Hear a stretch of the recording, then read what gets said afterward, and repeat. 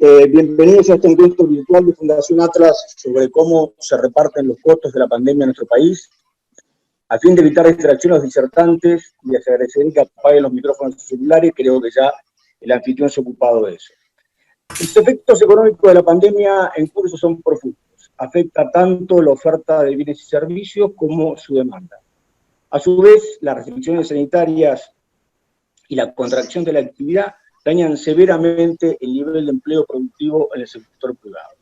Al decir esto, nos referimos a la cantidad de gente que trabaja produciendo cosas que otra gente querría comprar a un precio determinado. Frente a este shock se ha generado una fuerte respuesta de políticas públicas por parte de los gobiernos con el objeto declarado de sostener tanto el nivel de actividad como el empleo productivo en el sector privado. En líneas generales, se ha optado por aceptar mayores déficits fiscales cubiertos con endeudamiento, acompañado de una política monetaria más expansiva que las prevalecientes. La idea es que los recursos resultantes sean orientados a estimular la demanda y facilitar la retención de puestos de trabajo. No obstante, estos elementos en común de las respuestas, las mismas varían sustancialmente de país a país. En este marco, Fundación Atlas propone analizar el caso argentino, buscando respuestas a tres preguntas fundamentales. ¿De dónde provienen los recursos destinados a contrarrestar los efectos de la caída de actividad y empleo productivo? ¿Serán eficaces las medidas tomadas localmente para sostener dichos niveles sin adecuar nuestra legislación laboral y facilitar la adaptación de los agentes económicos a la coyuntura? Y por último, dada la debilidad de nuestra moneda y la falta de acceso al crédito del Estado argentino, ¿cabe esperar que las mismas tengan efectos colaterales de corto y mediano plazo sobre otras variables económicas, tales como la tasa de inflación y el tipo de cambio, así como posibles efectos sobre el orden jurídico? Para este debate hemos convocado a tres distinguidos profesionales, a quienes presentaré brevísimamente por ser su trayectoria ampliamente conocida. Están con nosotros Martín Krause, académico asociado del Clayton Institute, profesor de Economía de la Universidad de Buenos Aires. Martín obtuvo su doctorado en Administración de la Universidad Católica de La Plata y es autor de numerosas publicaciones. Nos acompaña Eduardo Martí, presidente de la Fundación para la Responsabilidad Intelectual y fundador del Luna Chip en Argentina. Eduardo cuenta con un BA en Economía por Grove City College, Pensilvania, y es contador público por la Universidad de Buenos Aires. Completa esta mesa virtual Roberto Kachanowski, licenciado en Economía por la Universidad Católica Argentina. Roberto es consultor económico y columnista en los diarios La Nación y El País de Montevideo, así como autor de los libros Economía para Todo y El Síndrome Argentino. Escuchemos, los invito a escuchar lo que tienen para decir. Adelante, Martín. Bueno, gracias. Buenas tardes a todos. Yo voy a estar tratando de coordinar un poquito aquí las opiniones y desde ya recuerden de mantener cerrados los micrófonos porque si no hay mucho ruido atrás que hace difícil escuchar. Y bueno, empecemos con Roberto. Viste, Roberto, que ya hay planteadas unas preguntas allí y la pregunta hacia vos es, bueno, ¿cuál es estimás que es el impacto que usted puede tener en términos de caída de la actividad y empleo y luego las políticas que se están implementando ahora para hacer frente a esa circunstancia? No, las preguntas no las vi. Pensé que teníamos que hablar 6 minutos, me habían dicho. Silencio, ¿no? ¿Cómo? Sí, Roberto, esencialmente el tema es ese, el costo de la cuarentena. Así que adelante con tu opinión. Son 6 minutos, creo, y después no sé si hay preguntas, con todo gusto. Veamos acá el caso particular de la Argentina, ¿no? Lo que tenemos, antes de que se produjera la cuarentena, ¿sí? Antes de que viniera el tema de la pandemia, ya el gobierno venía con un aumento del gasto público y una recaudación tributaria que estaba ahí tecleada. Ese déficit lo venía financiando con expansión monetaria y congelando las tarifas de los servicios públicos, el tipo de cambio y control de precios. Aparece el tema de la pandemia y ya al aumento del gasto público que había generado el nuevo gobierno que eran, ustedes recordarán las tarjetas alimentarias, 70.000 millones de pesos, dijo, ¿cómo se llama? Arroyo, que iban a gastar. Más el hecho de que las tarifas de los servicios públicos quedaron congeladas, entonces lo que se hizo fue aumentar lo que son subsidios económicos, la plata que hay que pagar a las empresas por las pérdidas que están teniendo por los subsidios, las tarifas artificialmente bajas, ahí se disparó el gasto. Ahora, se vuelve a dispararse el gasto público a partir de la pandemia. ¿Por qué? Bueno, porque obviamente hicieron un paquete de 700.000 millones de pesos que tiene que ver básicamente con darle subsidios, créditos baratos a las empresas, subsidios a las personas, qué sé yo, un montón de cosas. Al mismo tiempo que pasa eso, aparece la recaudación tributaria del mes de en marzo, que aparece, ahora en abril aparecieron los datos de marzo, pero los datos de marzo de la recaudación tributaria en líneas generales lo que muestran son que la recaudación estuvo 15 puntos por debajo de la tasa de inflación. Ahora, ojo, porque algunos de los impuestos que aparecen en la recaudación de marzo corresponden al mes de febrero. Por ejemplo, el IVA de GI se paga en marzo, pero es lo que se devengó de las ventas durante el mes de febrero, cuando no hubo cuarentena. Si uno mira el IVA de GI, que es el que marca, el IVA es el impuesto al valor agregado, ¿no? Marca la tendencia del Producto Bruto. Si uno mira ese IVA de GI, estuvo 30 puntos por debajo de la tasa de inflación. De manera que cuando en mayo vengan los datos de abril, el IVA ese va a corresponder al mes de marzo que se devengó, que se pagó en abril, ¿correcto? Es claro que la recaudación se les va a caer como piano de piso 11. Además que las provincias también van a tener una pérdida de recaudación por ingresos brutos y otro tipo de impuestos. Entonces tenemos una combinación que es aumento del gasto público con caída de la recaudación imposible.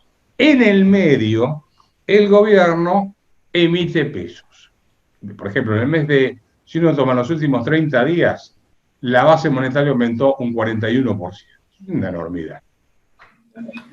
Entonces, el impacto que vamos a tener va a ser un proceso de aceleración de la inflación y yo creo que podemos llegar a tener hiperinflación, aunque parezca exagerado decirlo, porque está el grado de expansión monetaria que están haciendo para financiar ese agujero fiscal que va a ser incontrolable. A ver, acá tenemos la tormenta perfecta. Por un lado, el Banco Central emitiendo a marcha forzada.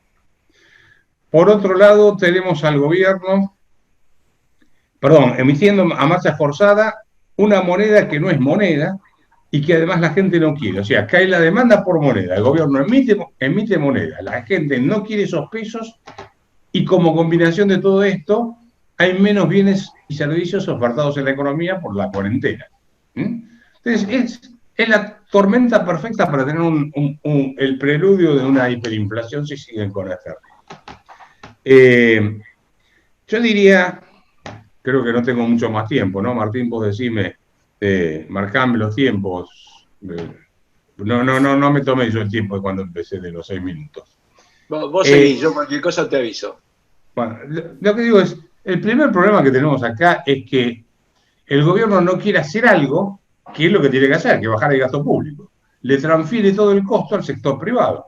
Pero fíjense que dentro de todas las medidas que se anunciaron no hubo un solo peso de reducción del gasto público, nada, absolutamente nada. Entonces, lo único que hubo fue aumento del gasto, se anunciaron postergación de impuestos, otro que directamente la gente no puede pagar y no lo va a pagar.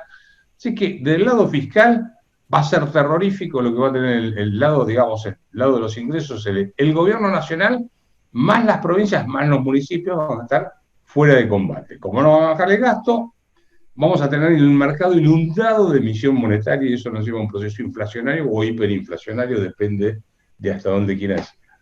Pero hay un punto adicional. Yo siempre insisto que en la Argentina son 19 millones de personas que pasan sistemáticamente todos los meses por la ventanilla del Estado a buscar un cheque. Y esos 19 millones de personas que pasan a buscar un cheque son bancadas por 7 millones aproximadamente, 7 millones y medio de personas que trabajamos en el sector privado en blanco. De esos 7 millones y medio, parte de esos hoy ya antes se bancaban a sí mismos y bancaban a los 19.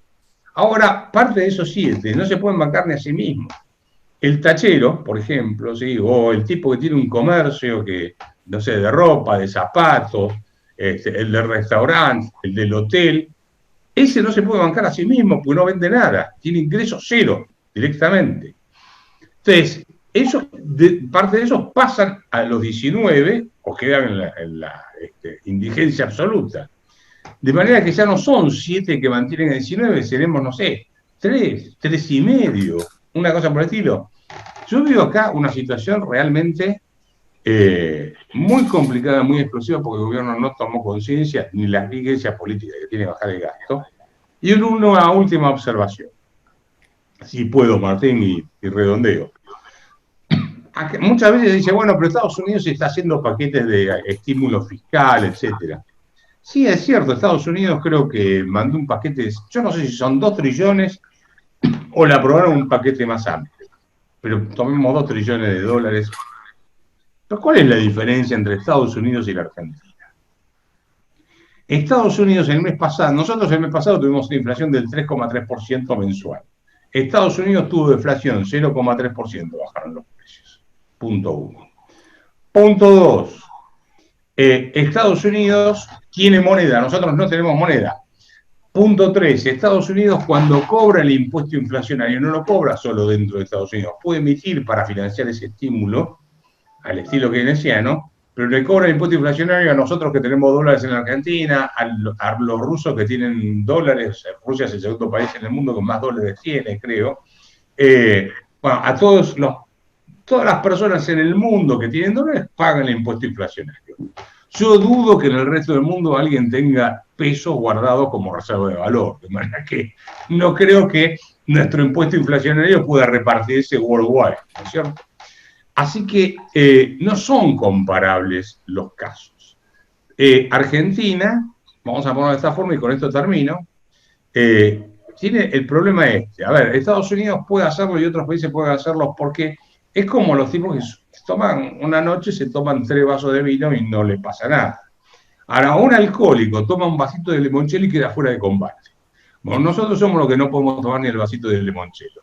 Porque hicimos tanto populismo, tanta emisión monetaria, destruimos el peso de moneda nacional, el peso del 1888, el peso argentino, el austral y este que está agonizando. Tuvimos una inflación del 720.000% desde que fue creado el Banco Central, de manera que no pudimos hacerlo. Los otros lo pueden hacer, nosotros no estamos en condiciones de aplicar políticas heterodoxas porque ya hicimos tanta heterodoxia que adoptamos la heterodoxia de la Argentina. Si querés corto acá y doy lugar a... Ok, voy a una pregunta, Roberto. También va a haber acá algunos que están escribiendo preguntas en el chat, pero no me crean las preguntas que voy a hacer, porque las voy a hacer simplemente para que haya discusión, pero no necesariamente, no es lo que opino. Pero a ver, Roberto, por ejemplo, vos decís que hay que bajar el gasto público. Ahora te contesto como si estuviera en el gobierno. Y digo, pero acá estamos en una emergencia, esto vino, en 15 días había que tomar medidas. ¿Cómo querés que baje el gasto público en 15 días si vos, como vos decís? ¿Por dónde empezarías? ¿Qué medida hubieras tomado en lo inmediato para reducir el gasto público? Te contestaría si fueses vos, Alberto Fernández, con todo el afecto que te quiero, ¿no? Desde que te tengo. Querido bruto amigo mío.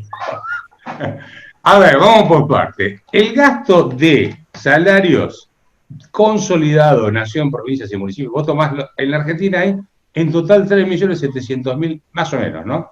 3.700.000 empleados públicos entre la nación, las provincias y los municipios. ¿Ok? En los 3 poderes. La masa salarial de todo eso son 13 puntos del Producto Bruto, que es más o menos son unos 52.000 millones de dólares aproximadamente. Yo lo que digo es, suponete que vos sacás de ahí todo lo que son los que se dedican al tema de salud, a todos los que se dedican a la seguridad, a las Fuerzas Armadas y a los de educación, que educación sobran tipos, pero no importa, vamos a sacar algunos, vamos a dejarlos afuera. Te quedan por lo menos 10 puntos de producto en masa salarial. 10 puntos de producto serían 40.000 millones de dólares.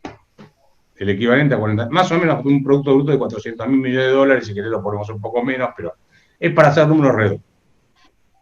El paquete de ayuda anunciado son 700.000 millones de pesos. ¿Sí? Vos le decís a los tipos, che, bueno, todos los empleados públicos del país van a tener que bajar su salario un 20%, les vamos a bajar el salario un 20%. El tachero tiene ingreso cero, el que vende zapatos tiene ingreso cero, el odontólogo tiene ingreso cero, ¿ok?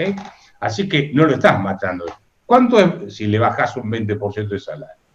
20% son 8.000 millones de dólares, el tipo de cambio hoy es 100 pesos, estamos de acuerdo con eso, ¿sí? O sea que ahí tenés 800.000 millones de pesos que te cubre el total de el plan de expansión de gasto que querés hacer sin necesidad de caer en la hiperinflación. ¿Te convencí?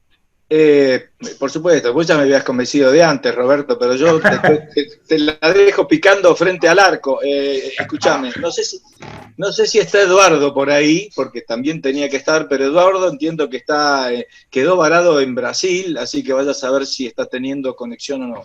Ahora, si no está, te hago otra pregunta a vos, y tiene que ver con esto de la preocupación, de qué valor.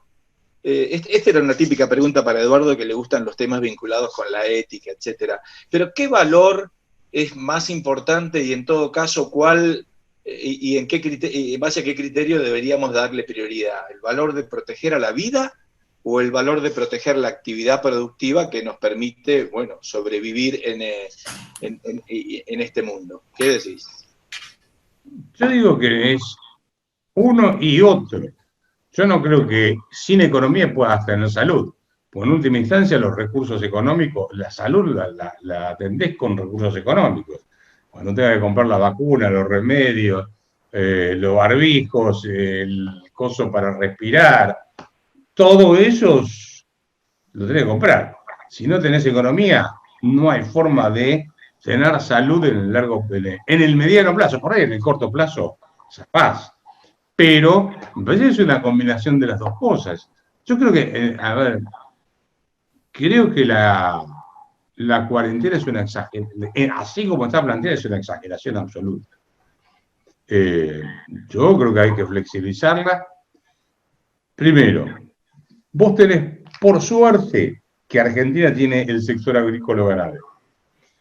Ese puede producir sin grandes riesgos de contagio. Vos podés producir soja, trigo, maíz, etcétera, y no están unos amontonados al lado del otro, y además después lo cargas en el camión, después lo llevas al puerto y el barco sale y lleva el trigo, los granos, o la carne, etcétera.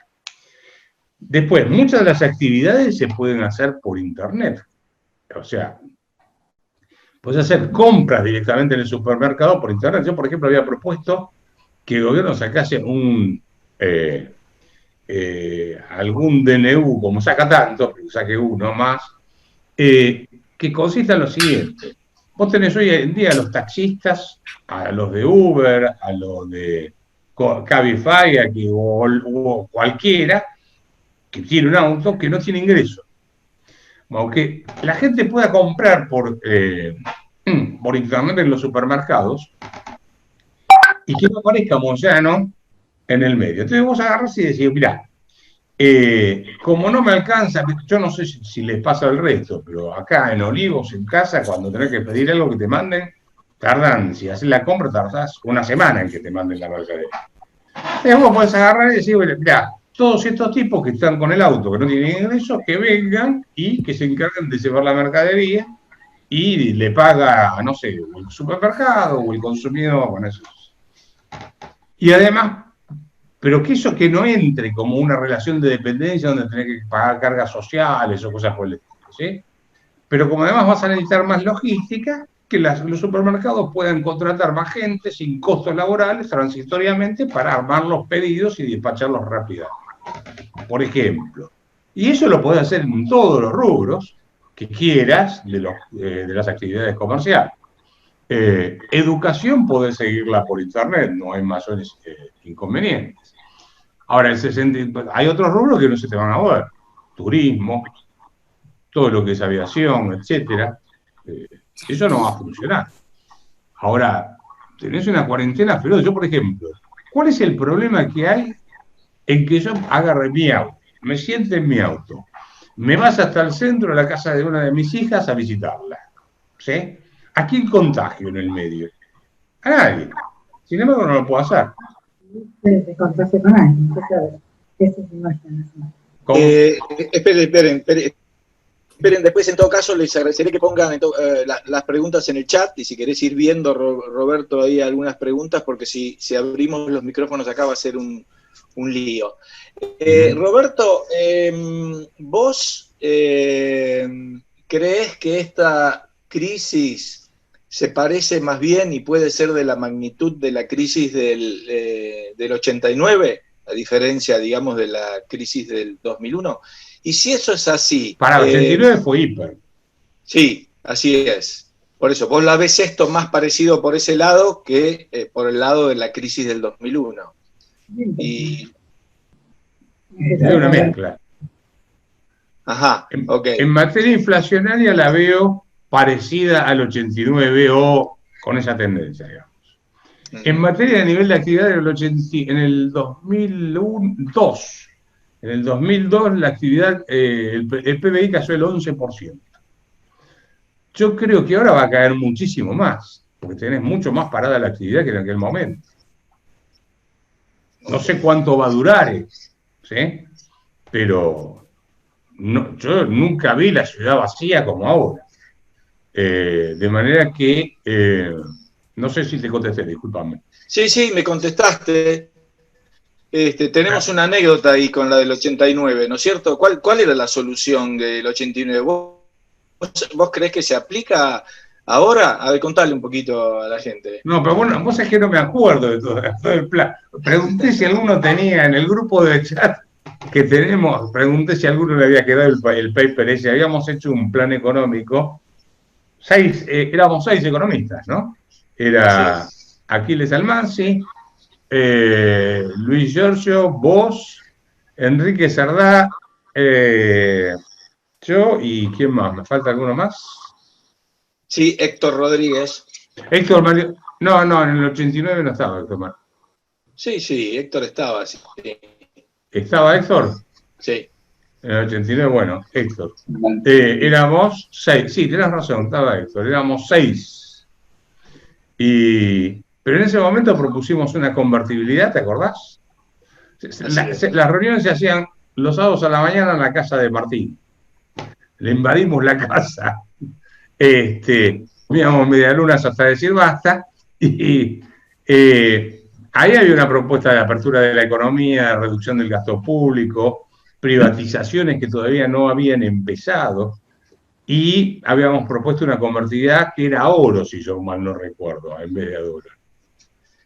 Sí, yo tampoco recuerdo, pero de paso para hacer mi aporte acá, vos hablaste muy bien del problema coyuntural y yo comparto, como siempre, digamos, todo lo que decís ahí, así que no tengo más para agregar, pero me parecería interesante, porque claro, todas las soluciones que vos estás planteando, está claro que vos mismo sabés que olvídate de que vayan a pasar. Eso de cortarle los sueldos a los empleados públicos, etcétera. Así que esta crisis llegará, esta crisis pasará de alguna forma, vía hiper o vía hiper y default o todo junto. Y a mí me gusta, o sea, la única esperanza que me queda es que se obtenga de esto algún tipo de enseñanza respecto a las reformas estructurales que habría que hacer después.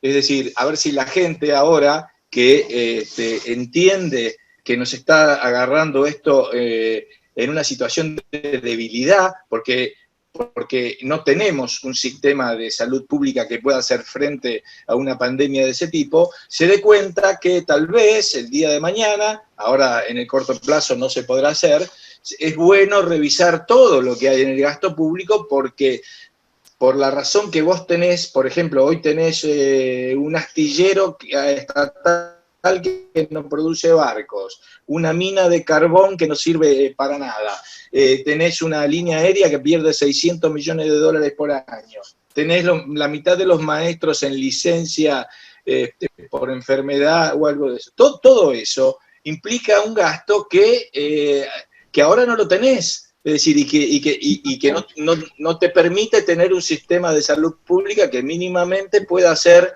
un poco más o mejor frente a esta situación. Me parece raro también, o sea, difícil de que la gente llegue a sacar esa conclusión también, pero pienso que es algo que valdrá la pena discutir y llevar adelante para ver si aprendemos algo al menos de esta situación. En fin, hay varias acá, no sé si vos las ves. Martín, dale. ¿Puedo agregar algo sobre lo que vos comentaste? Sí. No, yo lo que creo es que el problema económico argentino es el emergente de un problema institucional. Cuando digo institucionales son las reglas del juego, ¿no?, que imperan en la sociedad, las leyes, códigos, normas, costumbres, con las que nos relacionamos los particulares entre sí y los particulares con el Estado. Y esas normas, códigos, esas instituciones son pésimas, porque las costumbres, las leyes, etcétera, son malas. Pero son malas porque los valores que imperan en la sociedad son pésimos. O sea, yo creo que Argentina tiene el problema de que la cultura de trabajo fue reemplazada por la cultura de la dádiva. Entonces, tenés hoy tal cantidad de gente que no trabaja y quiere vivir a costa de los que trabajan, que para poder cambiar la Argentina vas a tener que cambiar los valores que imperan. No sé si... Sí, bueno. Sí, comparto con vos eso y tampoco me deja demasiado esperanzado el asunto. Bueno, vamos a hacer una cosa, porque esto tenía una duración de 20 minutos, ya hemos extendido los 20 minutos. Yo te voy a leer, Roberto, algunas de las preguntas. De pronto no va a poder ser posible verlas a todas, pero te voy a leer algunas de las preguntas que están subiendo los participantes, a ver qué contestamos. Una primera que agarro acá es: ¿qué pasará con las exportaciones de grano? ¿Hay riesgos de que las cierren? ¿Vos qué decís? Mira, yo creo que no, pero este gobierno realmente no es garantía de racionalidad. No debería ocurrir semejante cosa. Lo único que tienen es eso, ¿sí? Prácticamente, sí, ¿no? Tal cual. Yo creo que con la escasez y la desesperación por dólares, eso sería algo difícil de que ocurriera. Pero bueno. Otra. ¿Es posible armar una proyecto específico para financiar la pandemia sin generar impuestos nuevos y hacerla pública y enviarla al Congreso? No sé si vos trabajaste en algo de eso ahora. Bueno, a ver, para financiar la pandemia, ¿qué es? Los planes estos que... Claro. Bueno, mi propuesta es la de bajar 20%, 25% los salarios. En realidad habría que hacer una gran reforma de todo el Estado, ¿sí? Pero me conformo con que transitoriamente se baje los salarios un 25% así, en forma horizontal. ¿Puedo dar algún dato, si me permitís? Rápido, no sé si tenemos el tiempo o se corta la comunicación, como es que armaron. Pero vos, por ejemplo, tenés todos los congresos provinciales de la Argentina, hay en total 1.200 legisladores. No dale. 1.200 legisladores. Eso tuvo un costo de 41.000 millones de pesos en el año pasado, con lo cual cada legislador provincial tuvo un costo, él, más todos los gastos que tiene alrededor de asesores, secretaria, que nombran la amante, el primo, el tío, qué sé yo, de 2.800.000 pesos mensuales. ¿Sí? Estoy hablando de los congresos, de los congresos provinciales. Yo vivo en Olivos, partido de Vicente López. Cuando miro el presupuesto del Consejo Deliberante de los 24 concejales, el costo por concejal son 850.000 pesos mensuales, promedio. ¿sí? Esto es como si yo acá en el estudio necesitase 850.000 pesos mensuales para poder hacer mi trabajo. Es una locura. Si agarrás el Senado de la Nación, cada senador te sale 200.000 euros mensuales. Cada diputado te sale 54.000 euros mensuales y todavía no me metí con el Poder Ejecutivo ni el Poder Judicial. De manera que, bueno, no sé cómo fue que bueno, llegué acá. tengo una. Ok, tengo otra. Esta la tomo yo y después te paso a vos una última. Dice esta pregunta: con respecto a la hiperinflación, ¿la montaña de pesos a manos de quién iría? ¿A manos de quién iría? Dado que hay un conjunto muy grande de gente y empresas que se quedaron sin ingresos. ¿No se iría todo a activos financieros y dólar bolsa o negro? Bueno, está claro que al principio no, ¿verdad? Los planes van o a planes o a financiamiento de empresas o a gasto público, etcétera. Si después de filtrarse por ahí eso termina en activos financieros, dólar bolsa, etcétera, eso, como siempre sabemos, puede y probablemente ocurra porque, como vos bien decías, la gente no quiere tener pesos en el bolsillo, así que es probable que en última instancia termine ahí. Y te hago la última entonces. ¿Hay mediciones del daño que provoca la caída del PBI medido en vidas u otro parámetro que pueda compararse con la estimación de muertes por la situación sanitaria? Como para poner a la par, aunque suene muy frío, que ayude a los políticos a tomar decisiones de apertura. No, la verdad no entiendo la... A decir, ok. Si hay mediciones del daño en términos de vidas que provoca la caída del PBI, entonces lo podés comparar con las pérdidas de vida por la pandemia. No, yo la verdad es que ese dato no lo conozco, no lo vi, no sé si existe, ¿no? Te digo francamente. Sí, la verdad es que yo tampoco lo vi ni para acá ni para ningún otro país por el momento, ¿no? Así que sí, es muy difícil además de hacerlo. Bueno, en fin, acá estamos y tuvimos una media hora, un poco más.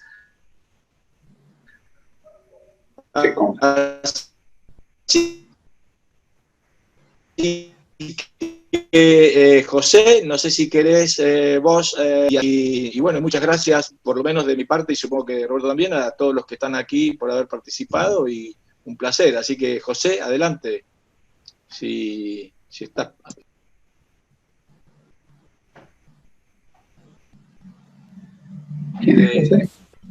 José Sánchez, Estoy. Presentate vos también porque preguntaron quién era José. Yo soy José Sánchez, soy miembro del Consejo de Dirección de la Fundación Atlas y bueno, les agradezco muchísimo la participación en este intercambio de opiniones. Es indudable que a todos nos hace bien interesarnos en la cosa pública, estamos todos en el mismo barco y en última instancia dependerá de nosotros a dónde ese barco nos llegue. Así que los invito a participar en nuestra próxima reunión, que será próxima, los invitaremos, mucha suerte y paciencia.